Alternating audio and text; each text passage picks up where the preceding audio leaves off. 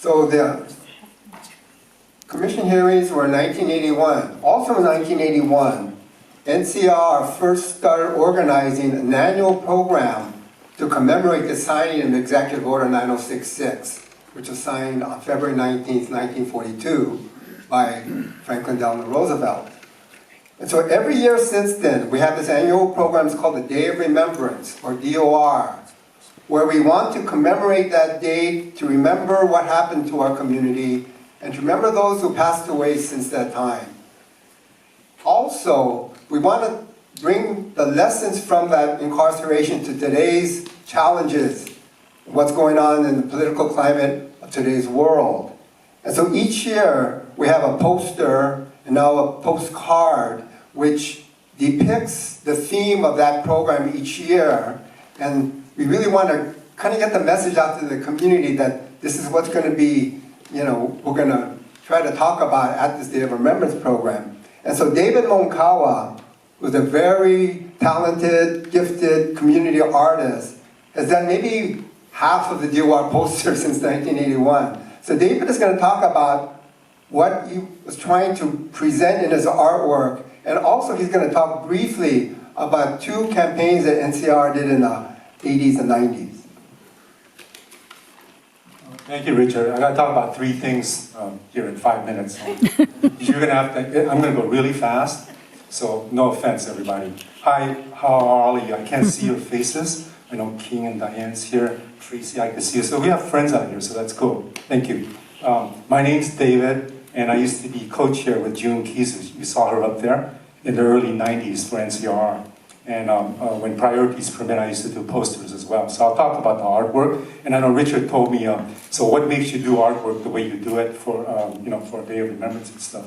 So just stepping back a little bit, I used to do artwork when I was in high school. I used to do pictures of aggressive animals and, and naked white ladies and guns. I used to draw a lot of guns.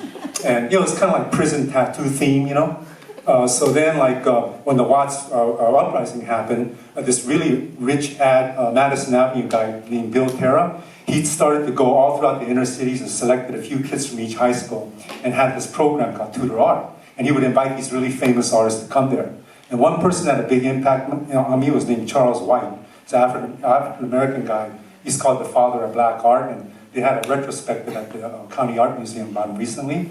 But he was a civil rights activist and a socialist like his friends like Paul Robeson and A. Philip Randolph and people like that. So anyway, he never said anything about that kind of stuff, but he taught us. And one thing he did was that he made us not draw things from our minds, because I used to draw everything from my head, but he said, go out and draw your family and your neighborhood and your house, and that's all I want. So he forced us to do that. And we would come back and we had to display our pictures. So Marco Mendez, my friend, would have pictures of his mom making tortillas, and I had pictures of my mom making musubi. And then, somebody else had pictures of his mom, making chitlins and stuff. So, and then, people ironing clothes at the laundry, or going to the laundromat and washing clothes, and all these kind of pictures. So we started realizing that even though we're different nationalities, we have more in common than differences. That's how he tried to teach us.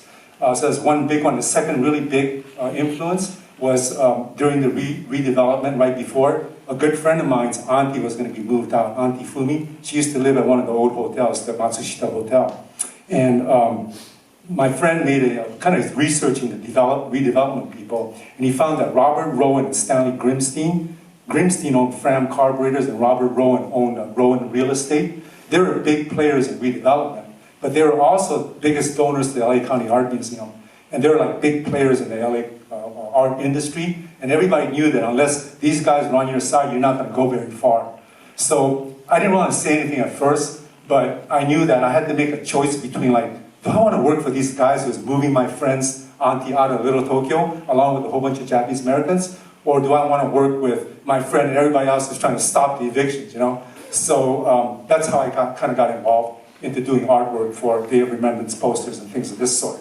And as far as the Japs incident goes, later on, flash forward to about 1985, and after Reagan got in with the landslide, he was all into we can't have no entitlement programs. We have a big budget deficit. I don't know if you remember that.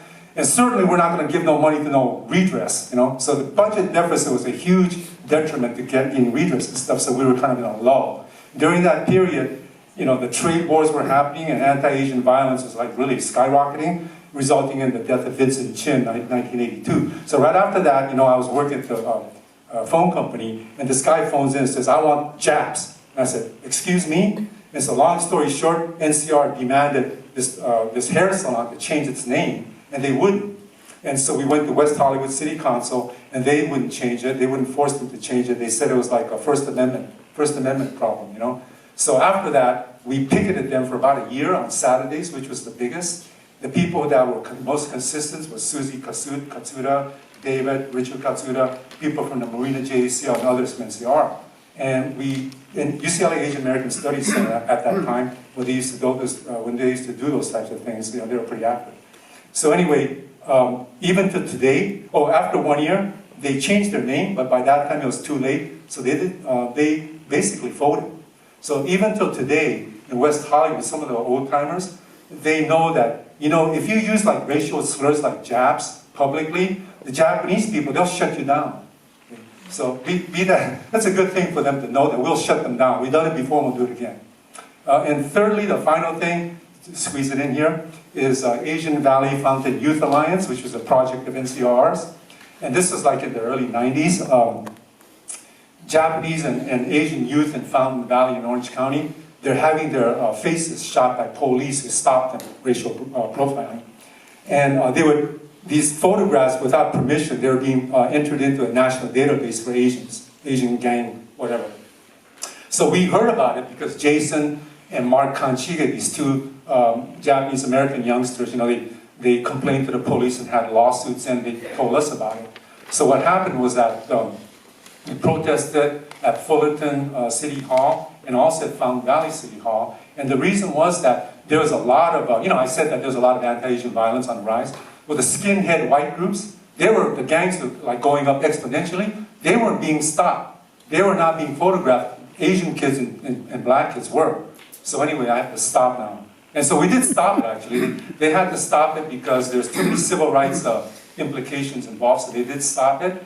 But it's a good example. These two previous struggles I mentioned, it's a good example of how we try to